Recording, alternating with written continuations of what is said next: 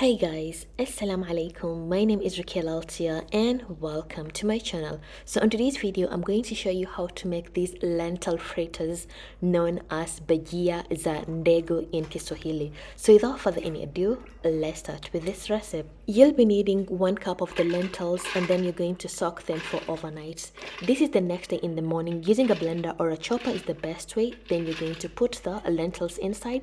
You're going to add a half a teaspoon of turmeric powder, salt to taste, 2 tablespoons of garlic paste, some coriander leaves with some chilies, optional if you're not a fan of spicy, with 1 large of onion and a bit of water. Then you're going to blend it into a smooth paste, not very smooth paste. Once blended, pour it in a bowl. And then if you notice that your consistency is a bit running, tip, you can add some wheat flour to make it a bit firm.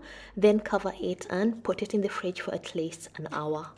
So after an hour, it's high time to fry our bajias, the fritters. You're going to heat some oil on a medium heat. Then you're going to be scooping some small amount of the mixture and then carefully drop it into the oil and then fry them until golden brown and crispy for about 3 to 4 minutes.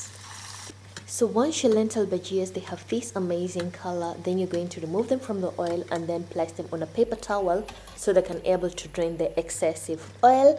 And the way we eat this bajia, you can eat them with some mango chutney or with some tamarind sauce. For those people who want this recipe, please kindly comment down in the comment section and I will bring this recipe of tamarind sauce because it's super delicious and the combination of these two, it's incredible.